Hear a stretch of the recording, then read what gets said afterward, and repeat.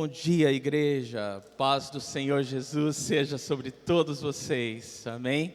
É uma alegria imensa já chegar, na segunda-feira da nossa programação de carnaval, dessa programação de retiro, estudando a carta de Tiago. E hoje de manhã nós vamos para o capítulo 4 da carta. E vamos receber, sem delongas, nosso querido pastor Lelo. Vamos recebê-lo com carinho.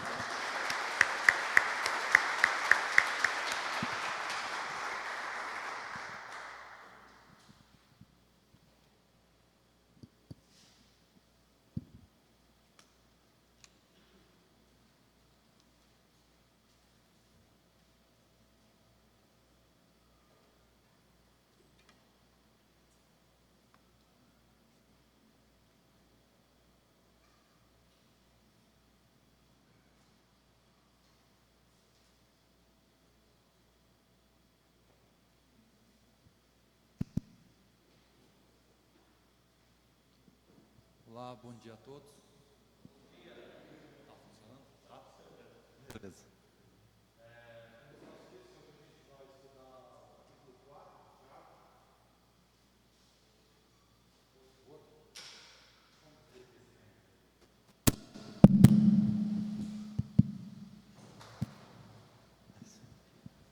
Vamos lá. Agora vai. Esse aqui está meio rebelde. Vamos estudar o capítulo 4, então eu peço aos irmãos que abram a Bíblia aí no capítulo 4 de Tiago, tá? A gente já percorreu todo um longo caminho, até chegar aqui no capítulo 4, e hoje, como eu disse na introdução, o Tiago ele não tem uma forma de escrita muito linear, então ele vai e volta nos temas, digamos assim, da carta, e então algumas coisas que a gente já tratou anteriormente no livro, a gente vai acabar tocando aqui novamente, e a gente vai ver isso com calma aqui. Vamos ler primeiro o versículo 1 ao versículo 3, que diz assim: de onde vêm as guerras e contendas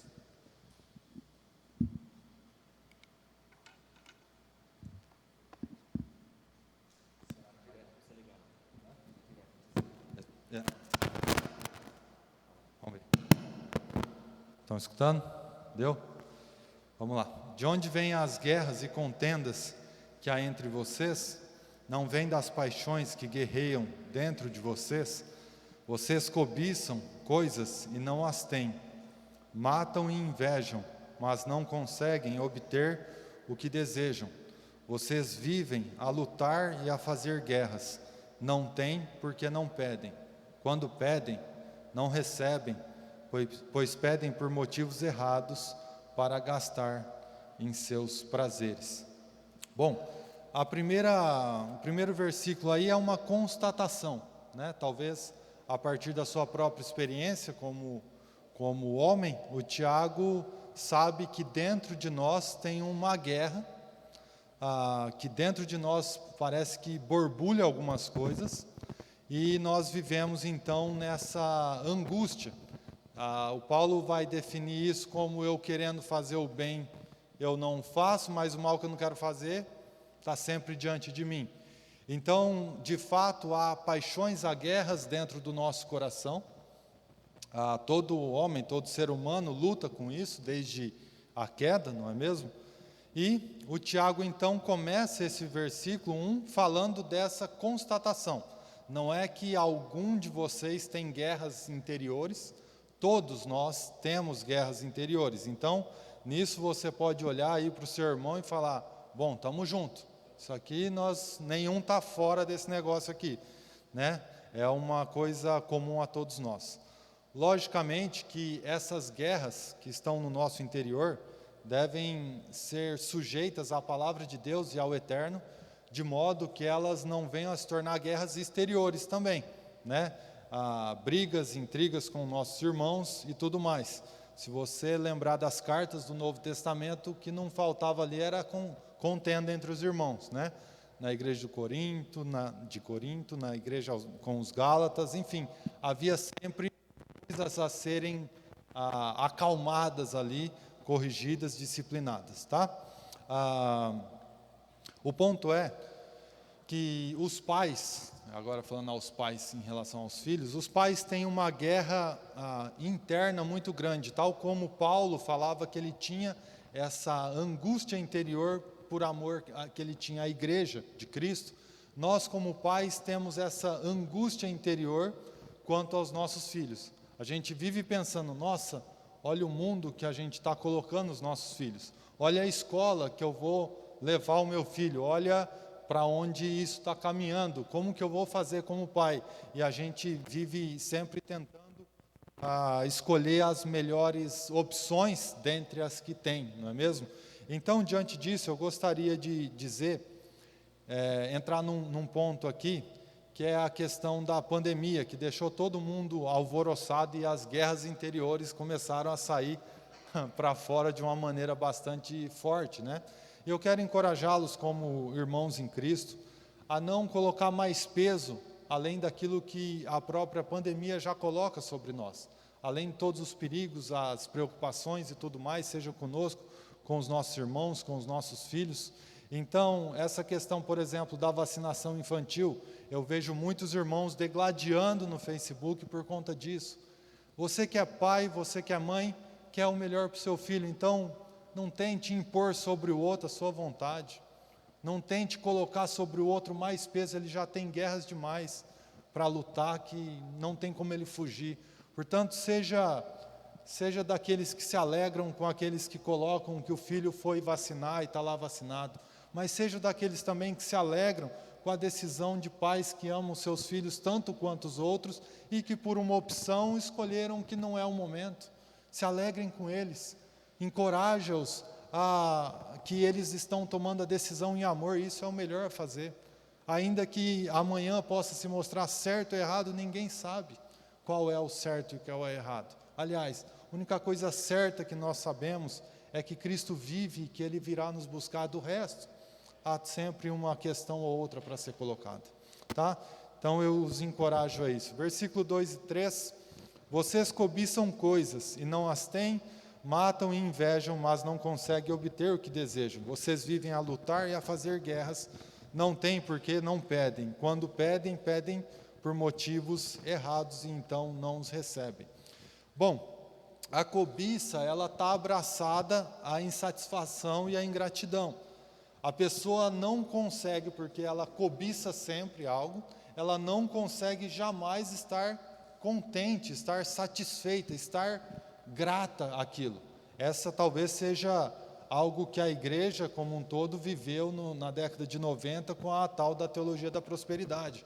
Era um negócio de que você recebia algo e queria sempre mais, e sempre mais, e sempre mais, e com isso você não expressava gratidão e muito menos conseguia desaguar as bênçãos que recebia na vida do seu irmão, porque afinal de contas eu que tenho que receber, não é mesmo?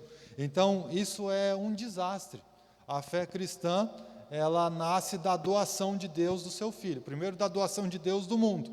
Ele deu para nós, Ele criou o mundo para que a gente pudesse viver nele, Ele tornou o mundo habitável, e depois nós fizemos o caos que fizemos, e então Deus enviou o seu Filho, doou Ele a nós. Logo esse sentimento, essa questão de cobiça, de insatisfação, de ingratidão, ela não faz parte daquilo que é a natureza do nosso Deus que vive em nós. Por isso nós precisamos avaliar sempre o nosso coração e entender quais são as motivações dele para as coisas que a gente está fazendo. Versículo 4 ao 7 vai dizer assim: adúlteros, vocês não sabem que a amizade com o mundo é inimizade com Deus? Quem quer ser amigo do mundo, faz-se inimigo de Deus. Ou vocês acham que é sem razão que a Escritura diz que o Espírito que Ele fez habitar em nós tem fortes ciúmes? Mas Ele nos concede graça maior. Por isso, diz as Escrituras, Deus se opõe aos orgulhosos, mas concede graça aos humildes. Portanto, submetam-se a Deus, resistam ao diabo e ele fugirá de vocês.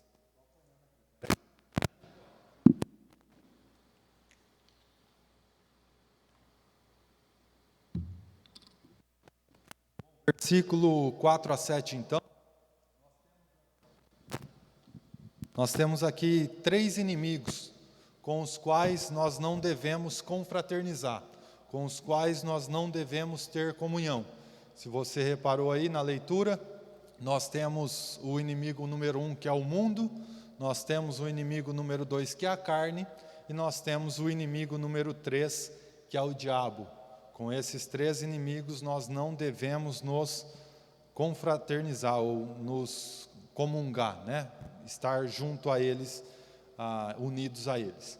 E ele começa o versículo 4 dizendo adúlteros. Esse é um termo, lembra que a gente falou na introdução, que nós estamos num período da igreja que ela ainda não teve a diáspora do evangelho saindo dos confins da Judéia.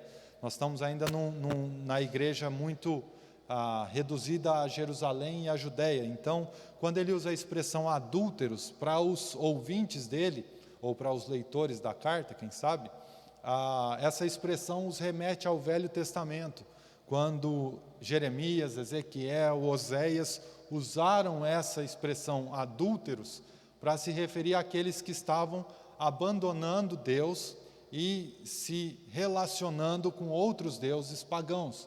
Logo, quando ele usa aqui a expressão adúlteros, ele está falando, vocês estão traindo Deus, vocês estão abandonando Deus por outras coisas. E a primeira coisa aqui é o mundo, tá? Aquele que é amigo do mundo, ele passa a amar o mundo, ele passa a se relacionar com o mundo de uma maneira que não é correta para nós como cristãos. Em 1 João 2, 15 ao 17, eu pedi para o pessoal da mídia colocar, vai dizer assim, não amem o mundo, nem o que nele há. Se alguém amar o mundo, o amor do Pai não está nele. Pois tudo o que há no mundo, a cobiça da carne, a cobiça dos olhos e a ostentação dos bens, não provém do Pai, mas do mundo. O mundo e a sua cobiça passam, mas aquele que faz a vontade de Deus permanece para sempre. Portanto, aquele que é amigo do mundo, ele passa a amar o mundo.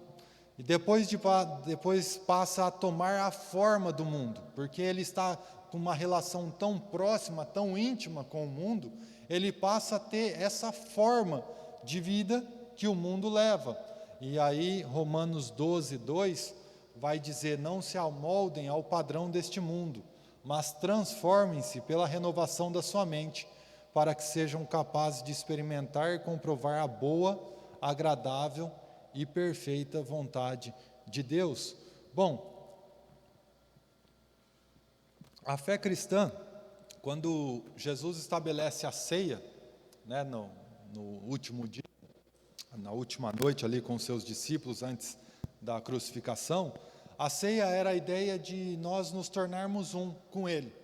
Todos nós comermos do mesmo pão, o pão que é Cristo, Ele alimenta a mim como alimenta aos céus, como alimenta todos os outros.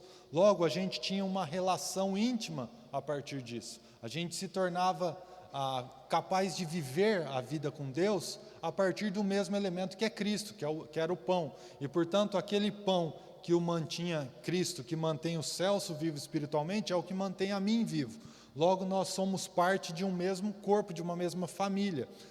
O mundo é a mesma coisa. Se a gente começa a se relacionar de uma maneira profunda com o mundo, se a gente não olha para o mundo como algo caído e nós pertencendo a um outro reino, logo nós estaremos vivendo como esse mundo, praticando as coisas que o mundo pratica, e por fim nós precisaremos ser disciplinados com esse mundo, porque Deus, Ele é o nosso Pai, e o Pai que ama o seu Filho o disciplina.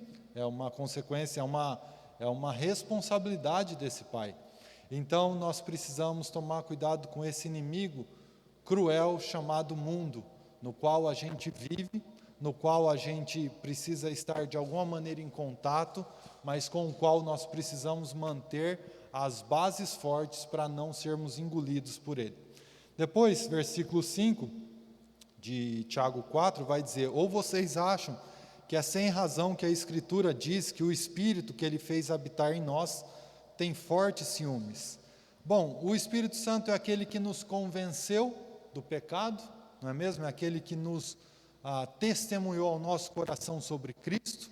Logo, um cristão partilhou do Evangelho com uma pessoa, o Espírito Santo fez a ação no coração dessa pessoa, o convencendo quanto ele era um miserável pecador digno de ir para o inferno, mas que Cristo era aquele que oferecia perdão e perdão gratuito. A partir disso nós cremos em Jesus e fomos salvos. Mas ali não acabou a obra, obviamente, do Espírito Santo. Ele continua a trabalhar no interior do coração desse homem, fazendo com que ele seja transformado e também conservando em Cristo. Porque se dependesse da nossa força, nós já tínhamos de novo voltado para a lama, né? Como a porca volta à lama, nós teríamos voltado para o pecado.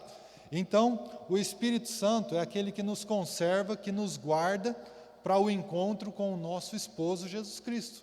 E por isso, ele é um Espírito que tem, por assim dizer, ciúmes de nós. Ele tem zelo por nós, ele não quer, assim como o marido não quer deixar a esposa largada à própria sorte, ele também não nos deixa largado à própria sorte. Ele se importa com a nossa vida, com o nosso coração.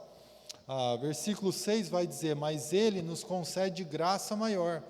Por isso, diz a Escritura, Deus se opõe aos orgulhosos, mas concede graça aos humildes. O mundo, então, ele está em conflito com o Pai, ele é o primeiro inimigo.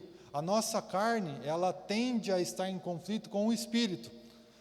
E o diabo contra o Filho. O orgulho é uma marca característica de quem? Do diabo. E por isso, Deus, obviamente, se opõe ao orgulho. E o diabo usa dessa ferramenta, dessa arma, o orgulho, contra os santos e contra o Filho de Deus. Nós, por vezes, estamos altivos, estamos com um orgulho que não nos deixa ouvir nossos irmãos que estão nos repreendendo, que estão nos aconselhando. O orgulho muitas vezes nos deixa fora de nós, a ponto de a palavra de Deus já não entrar, não conseguir ter morada em nosso coração. Então, esse é um risco muito grande. Paulo, quando ele estabelece alguns requisitos para o pastoreio, para o bispado, enfim, um dos critérios que ele usa é: não pode ser um neófito, um novo na fé. E por que ele fala isso? E ele responde ali, ele diz: para que não se orgulhe, para que o orgulho não o vença, para que ele não se perca, porque ele pode se enganar a partir da posição que está ocupando, logo que ele não seja um novo convertido, tá? Mas aqui nesse próprio versículo 6 nós temos a promessa que aos que são os humildes, Deus concede graça. Que a nossa oração deve ser sempre: faça-nos humildes, Senhor.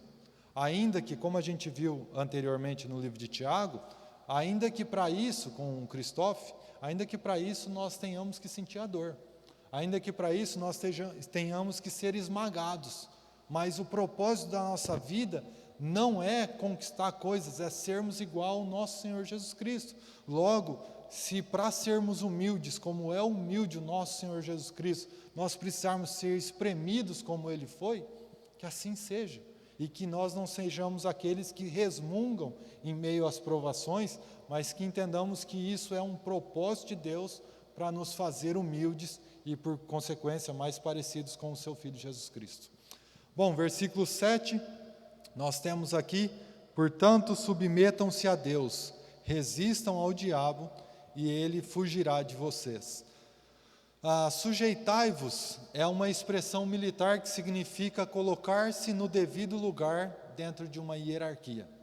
Ou seja, alguém superior te dá uma ordem e você, ainda que possa não se agradar da ordem, ainda que possa não ver sentido na ordem, você simplesmente se rebaixa e faz o que tem que fazer. Por quê? Porque há uma hierarquia. No caso, obviamente, nas instituições humanas, o líder pode se enganar. O líder pode até mesmo ser corrupto e dar uma ordem que não coopera para o bem geral da sociedade. Mas no nosso caso, nós servimos ao verdadeiro líder, aquele que não por força, não por violência, mas por amor se entregou a nós. Logo, nós devemos, é uma obrigação nossa, nos sujeitarmos a Ele. Ele já deu provas do seu amor para conosco. Mas eu queria chamar aqui a atenção para uma coisa que tem a ver com o nosso período da história. Você já notou que há muitos imperativos nas cartas doutrinárias, como essa, sujeitai-vos, por exemplo, que são oriundos do ambiente militar?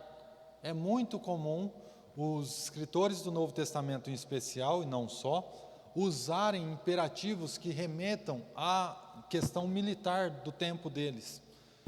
E, infelizmente, na nossa sociedade que é anticristã, que é pós-cristã, nós fomos condicionados de alguma maneira, levados a pensar mal dos militares, por exemplo, daqueles que estão para trazer ordem, estabelecida pelo próprio Deus, essa ordem de que o homem mau deve ser punido, o homem mau deve ser corrigido, ele não pode viver como bem entende.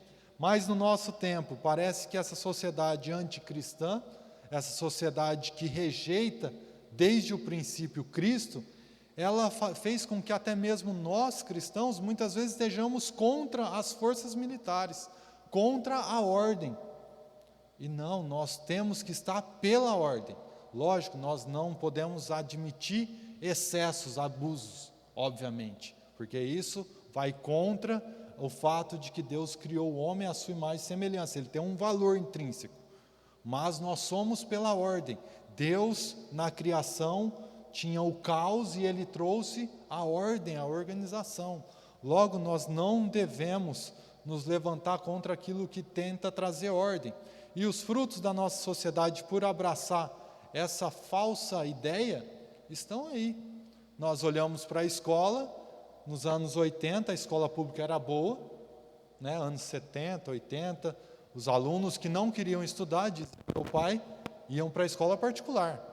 Os pilantras iam para a particular, e os bons alunos ficavam na pública, porque lá era bom o negócio, mas tinha ordem. Aí depois começou com a história de que, não, criança não pode ser repreendida, sabe, não pode, faz mal, causa problema e tudo mais, começou a bagunça. Hoje o professor entra na sala de aula, o coitado passa 40 minutos tentando botar ordem na sala, e 10 minutos, quanto muito, ele deu de aula.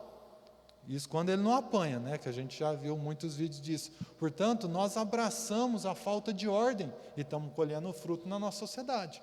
Então nós precisamos lembrar que o nosso Deus é um Deus que organizou as coisas, é um Deus de ordem, Ele não é contra aquilo que é justo, correto, tá? Versículo 8 vai dizer, aproximem-se de Deus e Ele se aproximará de vocês. Pecadores, limpem as mãos, e vocês que têm a mente dividida, purifiquem o coração. Bom, aqui no versículo 8, tem uma coisa que para um judeu que está agora no cristianismo, que é o caso do leitor primitivo da carta, era quase que um choque de realidade.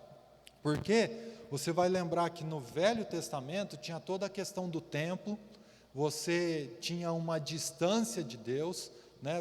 Os israelitas tinham medo, quando Deus foi dar as leis, eles tinham medo de se aproximar do negócio, pediram para Moisés, Moisés, vai lá você é corajoso, meu amigo, vai lá no nosso lugar, a gente fica aqui meio distante, estamos de boa aqui, Moisés, vai lá para nós. E daí depois cria-se toda aquela questão memorial, a questão ritualística, né, da fé judaica, e então o templo era um lugar cheio de rituais, lavagens, purificações e tudo mais. Quem podia fazer esse serviço era um grupo específico de pessoas, os levitas, né, e todas essas coisas. Então, de alguma maneira, havia uma distância entre Deus e o ser humano. Eles viam Deus como o outro, aquele que era distante. E agora, esse povo, criado nessa, e tinha um propósito nisso, obviamente, né, que Deus não caísse no descaso, na boca de qualquer um. Havia que ser gerado um respeito, uma honra a esse Deus, obviamente. Mas daí, no Novo Testamento, Deus é aquele que veio ao nosso encontro, é aquele que se fez carne. E, portanto, imagine os caras que estão acostumados com o Deus distante, ouvir agora, aproximem-se de Deus, e Ele se aproximará de vocês. Para eles era chocante porque era Deus vindo ao encontro, quando eles tinham sempre aprendido que havia uma distância a ser mantida desse Deus, porque Ele era santo.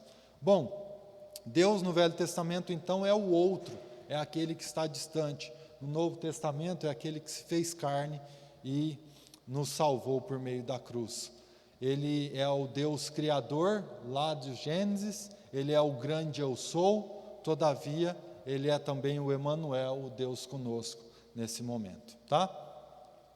Todavia há uma forma de se aproximar de Deus, não é de qualquer maneira, não é tampouco com calça jeans ou saia,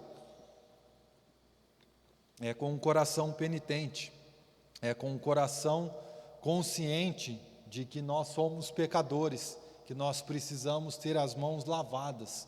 Ele é o sacerdote, o sumo sacerdote, aquele que nos purifica por meio do sacrifício. Portanto, que tenhamos um coração pronto a reconhecer a nossa incapacidade e assim sermos purificados por esse Deus. Nós podemos lembrar dos 10 leprosos dos evangelhos, né?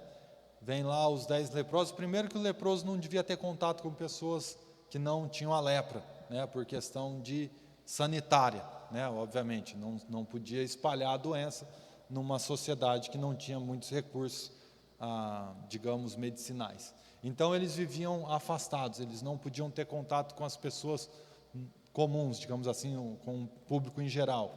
E daí esses veem em Jesus a oportunidade de voltar ao convívio. E eles então pedem que Jesus os cure. E Jesus os curou. E o que aconteceu com os 10? Só um voltou, os outros 9 sumiram no mundo. Bom, eles ficaram com a pior parte, que era a cura física, não é mesmo? Enquanto um entendeu que havia algo para além da cura física. Ele recebeu a porção inteira daquilo que Deus tinha para ele. Portanto, nós somos como os leprosos. Nós fomos curados de uma doença contagiosa, que contagiou toda a humanidade, o pecado. E nós somos aqueles que não simplesmente queremos ser curados, no sentido de agora uma nova vida ter sido gerada em nós, nosso espírito foi vivificado em Cristo, mas nós queremos estar aos pés daquele que nos curou. Nós queremos estar seguindo aquele que transformou a nossa história. Versículo 9 e 10, entristeçam-se, lamentem e chorem, troquem o riso por lamento e a alegria por tristeza, humilhem-se diante do Senhor e Ele os exaltará. Bom, primeiro que riso e pranto podem estar expressando a condição do seu coração. Em relação ao pecado, nós por vezes rimos dele. Rimos no sentido pior da história. Nós simplesmente estamos de boa com o pecado. Nós falamos, mas Deus sabe, e seguimos no nosso pecado. Nós talvez fazemos um pouco como Sara fez, né? Deus fez uma promessa e ela riu da promessa, ela não acreditou. Mas nós também podemos ter o lamento, o pranto, como expressão de um coração que está pronto para ser transformado, para ser tratado por esse Deus. Portanto, nós precisamos avaliar a nossa vida e saber como estamos em relação ao pecado. Se temos levado ele na brincadeira ou se temos levado ele como algo que entristece diretamente aquele que nos salvou, né? Mas antes de termos paz, nós precisamos ter paz com Deus, obviamente, e essa paz com Deus vai gerar fim a essas guerras que ele falou lá no começo do capítulo. Nós temos guerras entre nós, não é mesmo?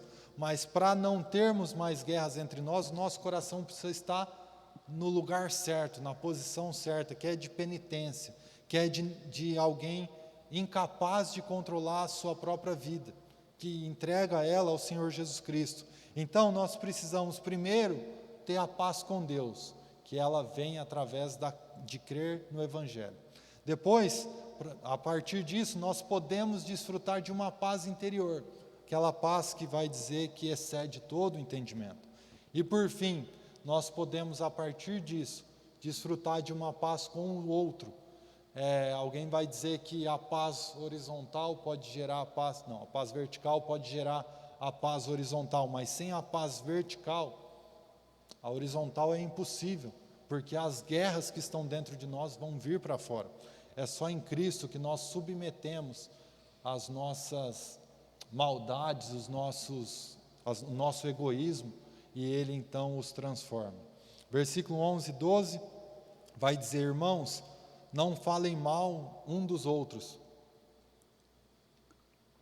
Quem fala contra o seu irmão, ou julga o seu irmão, fala contra a lei e a julga. Quando você julga a lei, não está cumprindo, mas está se colocando como juiz. Há apenas um legislador e juiz, aquele que pode salvar e destruir. Mas quem é você para julgar o seu próximo?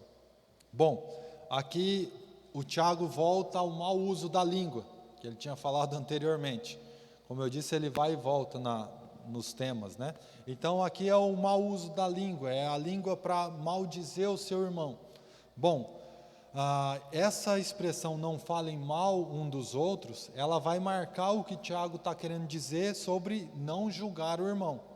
Porque nós sabemos que há uma ideia no Novo Testamento de disciplina, certo? E a ideia de disciplina envolve julgamento. Ora, eu não posso falar para o meu irmão que ele está errado em adulterar se eu não julguei.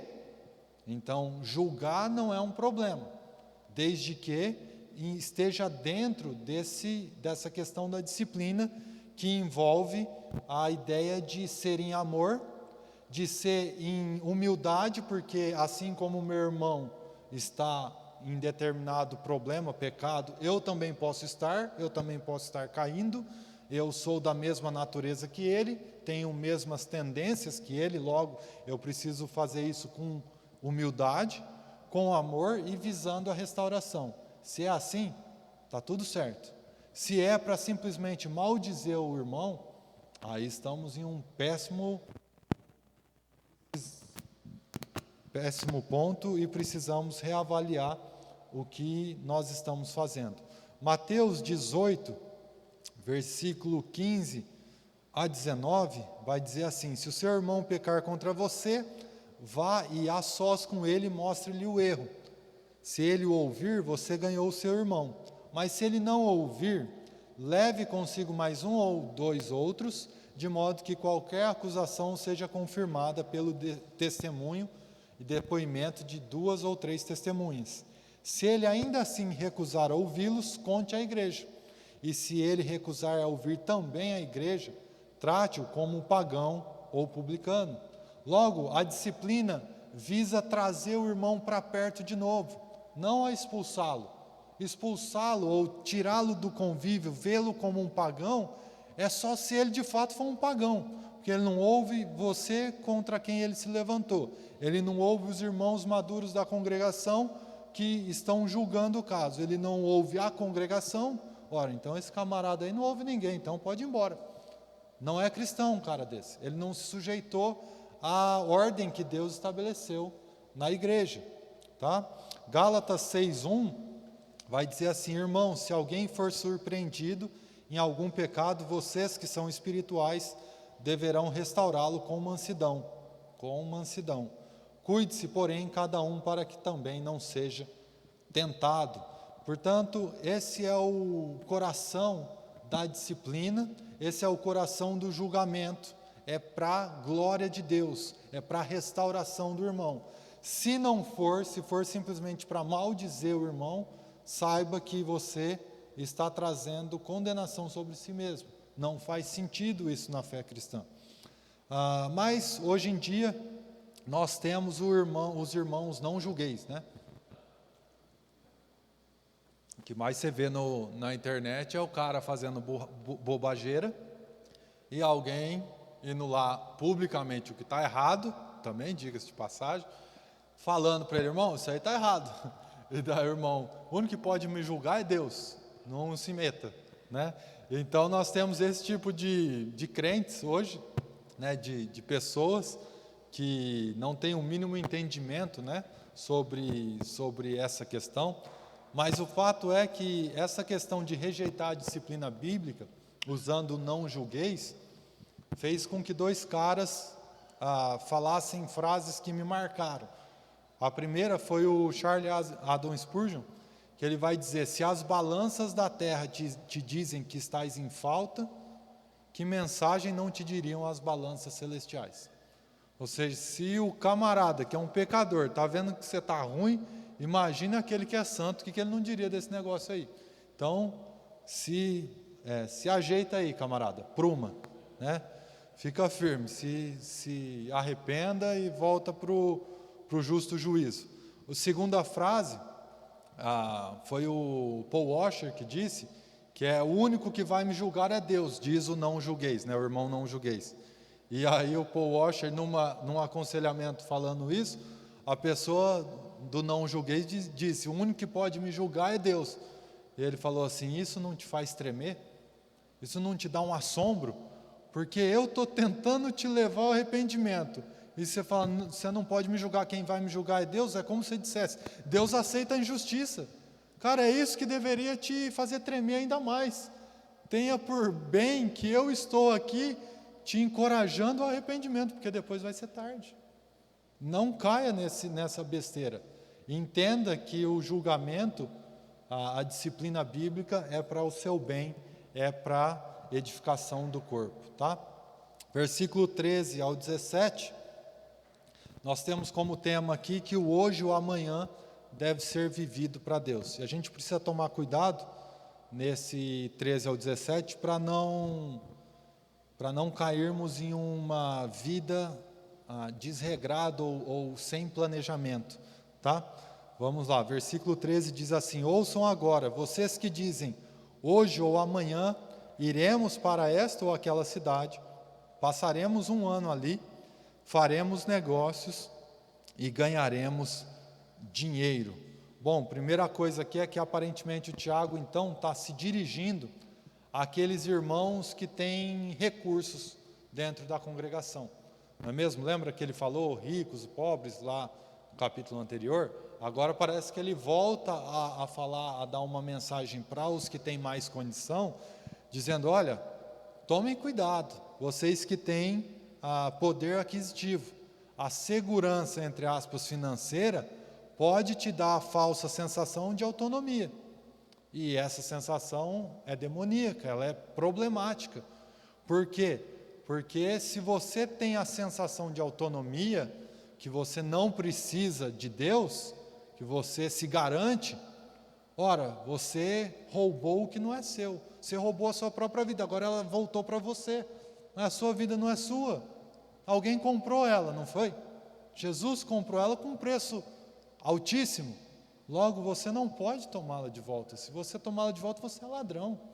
Você está roubando. E nós sabemos o fim que tem os ladrões. Logo, cuidado com os recursos financeiros, deles não se tornarem o seu senhor. Deus é o seu senhor. E você submeta a sua vida a Deus, e assim os seus recursos também estarão submetidos a Ele. Versículo 14 vai dizer assim: vocês nem sabem o que lhes acontecerá amanhã? Que é a sua vida? Vocês são como a neblina, que aparece por um pouco de tempo e depois se dissipa. A Bíblia, repetidamente, trata da questão da brevidade da vida. E eu sei que talvez olhando para a nossa vida em particular, ela não parece ser tão breve assim, não é mesmo?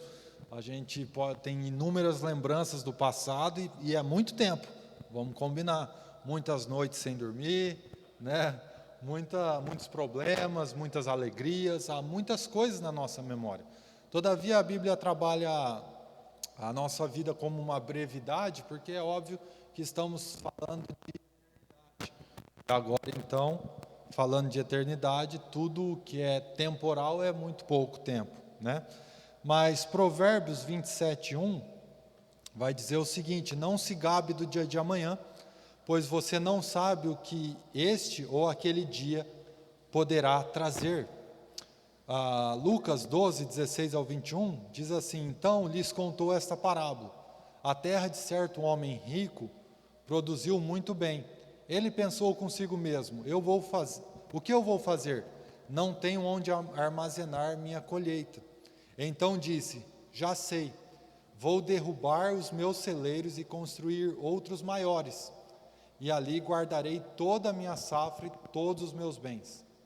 E direi a mim mesmo, você tem grande quantidade de bens armazenados para muitos anos. Descanse, coma, beba e alegre-se.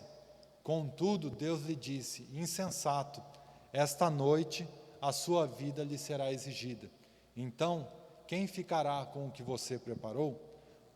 Então, e aí o versículo 21, assim acontece com quem guarda para si riquezas, mas não é rico para com Deus.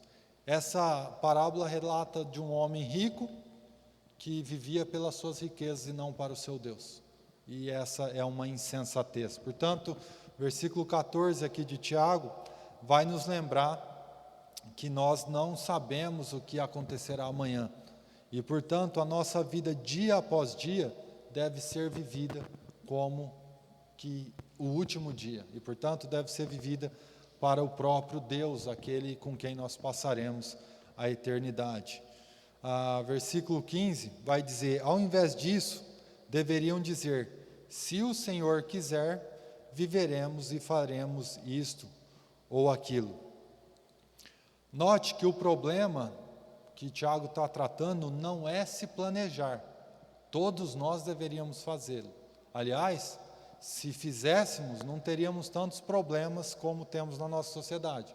Sem planejamento familiar, as meninas com 11 anos estão ficando grávidas, com 13 estão tendo segundo, com 16 a vida já está o inferno e não vai sair mais o inferno da vida dessa pessoa. Ela não teve um mínimo planejamento, teve 3 filhos, cada um com um cara, não tem um lar organizado, os filhos vivem também nesse furacão, pobres criaturas, e assim a sociedade vai se descambando, vai se deteriorando. Por quê? Porque não houve planejamento. Mas para haver planejamento, antes dele precisa ter fundamento. Se você não estabelece um bom fundamento, o planejamento vai ruir. Você pode contratar o melhor engenheiro para planejar a sua casa. Se não fizer um bom planejamento, um bom fundamento, planejamento mais cedo ou mais tarde vai derrubar essa casa. Logo, nós precisamos estar atentos com um fundamento para que então a gente possa planejar a partir dessa base a nossa vida. Não nos esquecendo que ela não é nossa. Ela é uma doação de Deus para nós, ela é do Senhor. Logo, nós vivemos a nossa vida para o nosso Senhor, porque é dele, no final das contas, a nossa vida. Tá? Então, versículo 15 aí, o problema não é planejar, e sim pensar que Deus é um acessório que você carrega para onde você decidir ir. Deus é o Senhor da nossa vida, é Ele quem deve nos guiar. Você não pode pensar em fazer, por exemplo, uma sociedade, montar um negócio com alguém descrente e vir aqui para o Celso e falar, Celso, ora para Deus abençoar o meu negócio. Não, simplesmente o Celso vai ter que olhar para você e dizer, você é louco? Você não leu o que Paulo diz aos Coríntios? Que você não deve se associar com o descrente? Por que você está fazendo isso? Largue isso. E daí talvez a pessoa vai dizer, mas Lelo, eu vou perder dinheiro. Que bom, só vai perder dinheiro. Melhor assim, não é mesmo? Porque dinheiro amanhã você pode recuperar. Mas a sua vida, de fato, em Deus, não pode ruir. Ela não pode ficar lá embaixo. Ela tem que estar sendo vivida para a glória de Deus. Ela tem que estar refletindo o poder de Deus, a vontade de Deus. E a vontade de Deus, nesse tipo de caso, é expresso claramente nas Escrituras. Nós não podemos ir contra ela. Por fim, aí, versículo 16. Agora, porém, vocês se gloriam das suas pretensões. Toda vanglória como essa é maligna. Antes de entrar no 16, eu só queria aproveitar e contar um caso para vocês, dessa questão que eu falei, entrei na sociedade e tudo mais, de perder dinheiro. A gente teve um caso lá na empresa de uma funcionária que é desse tipo de gente que não planejou, não tinha fundamento, não tinha planejamento e a vida se tornou um caos. E em um dado momento, ela, depois de alguns anos trabalhando com a gente, ela, acho que uns 2 anos mais ou menos. Vocês estão ouvindo um barulho ou só eu que estou ouvindo? Não? Depois de uns 2 anos trabalhando com a gente, ela me pediu para ser demitida. Falei, mas por que você quer sair? O que aconteceu? Né? Tem outra situação melhor, tudo bem. Não, eu preciso ser mandado embora para conseguir receber o seguro-desemprego. Aí eu vou ver se eu consigo um emprego informal nesse período para conseguir dinheiro para colocar piso, como chama isso aqui? Piso na minha casa. Eu falei, como assim? Não, porque eu estou morando na casa com meus filhos e é chão batido. Então eles estão ficando muito doentes e tudo mais. E eu pensei, bom, ela trabalhava de padeira com a gente, né? Eu pensei, bom, eu posso até demiti-la, só que ela trabalhar informal é uma possibilidade, mas não é uma certeza, né? Não tem esse emprego informal. Segundo que nem é bom, nem é certo, digamos assim, né? Mas não sou eu que estou fazendo, é ela que está escolhendo esse caminho, ok. Mas eu pensei, bom, ela é uma funcionária que cumpre a sua função. Ela não nos causou nenhum problema na empresa. Falei, minha filha, então vamos fazer o seguinte, vai lá, faz a cotação e vê quanto é que é para botar o piso. Ela fez, sei lá, deu R$8.000, alguma coisa assim, para colocar o piso, ajeitar ali a frente da casa dela, R$8.000. Eu falei, tá, eu te empresto esse dinheiro. Daí a Bruna falou, amor, mas ela não vai conseguir pagar nunca. R$8.000, ela ganha pouco, né? Não vai conseguir, ela tem 3 filhos, mora sozinha com os filhos, não vai conseguir pagar nunca. E daí eu falei para ela o seguinte, nós já ganhamos, porque nós estamos com dinheiro, não estou fazendo empréstimo para dar para ela, nós estamos com dinheiro, está parado o dinheiro, nós temos uma necessidade, 3 filhos, 3 crianças sofrendo, vamos acolher e cuidar dessa necessidade. Se amanhã ela pagar, amém, nós temos mais dinheiro, o dinheiro volta para o caixa. Se ela não pagar, nós cuidamos de 3 crianças, nós só ganhamos. Veja como ser cristão é só ganhar, nós só temos a ganhar, porque aquilo que o mundo entende como perda, para nós é ganho. Nós estamos numa situação favorável, não desfavorável. Portanto, nós precisamos assumir a nossa posição de que às vezes é necessário sofrer pelo outro. Às vezes é necessário abrir mão do nosso direito para que o outro tenha condições de vida adequada. Todavia, lembre-se, como eu falei lá na introdução, se essa pessoa é alguém desregrada, é alguém que não pode ser trabalhada, você vai gastar mal o seu dinheiro se ajudá-la. Porque hoje ela precisa disso, amanhã ela vai precisar de outra coisa, porque ela vive erroneamente. Então, mais do que socorrê-la no sentido financeiro ou qualquer que seja, você precisa socorrê-la espiritualmente, você precisa conduzi-la a Cristo, para que finalmente ela deixe de ficar necessitando das coisas terrenas simplesmente, mas comece a organizar e planejar a sua vida em Deus e assim possa ter condições amanhã de socorrer aquele que ainda não conhece a Cristo. Versículo 16 agora sim. Agora, porém, vocês se vangloriam das suas pretensões. Toda vanglória como essa é maligna. Então, esses ricos que estavam ali indo para a cidade, para outra cidade, para ganhar dinheiro, para fazer mais dinheiro ainda e simplesmente viviam pelo dinheiro. E daí então o Tiago vai dizer, vocês se vangloriam disso, mas é uma vanglória maligna. Isso não faz sentido. Isso é a vida de um ímpio, é a vida de um tolo que vive pelas coisas terrenas. Pensem nisto, versículo 17, pois quem sabe que deve fazer o bem e não o faz, comete pecado. Segundo a Pedro 2:21, Pedro vai dizer, teria sido melhor que não tivessem conhecido o caminho da justiça, do que depois de o terem conhecido, voltarem as costas para o santo mandamento que lhes foi transmitido. Portanto, ele está falando de homens que tinham abandonado a sua a sua sujeição a Deus, ou tinham deixado de colocar suas vidas financeiras, no caso, em sujeição a Deus, para viver conforme os seus próprios pensamentos. E o Tiago e o Pedro vão dizer: pobre homem, embora rico, é um pobre homem, porque ele abandonou os preceitos, os mandamentos de Deus, para viver como alguém que não conhece esse Deus. E isso é uma completa derrota, é uma completa falência. Que Deus nos guarde de vivermos de maneira tola, que Deus nos mantenha firmes, vivendo para a glória dEle, usando os recursos, o tempo, para a glória dEle com sabedoria. Que Deus nos dê direção claras através da oração e da leitura da palavra, para que a gente não desperdice a nossa vida em coisas vãs. Amém? Vamos orar? Deus, obrigado porque o livro de Tiago, apesar de não ser linear como a gente está acostumado, ele dá ordens diretas e que são muito úteis para a nossa vida diária, Deus. Todos nós lidamos, por exemplo, com dinheiro. Todos nós lidamos, por exemplo, com orgulho. Todos nós temos guerras interiores. Portanto, Deus, todos esses ensinamentos são demasiadamente importantes para nós.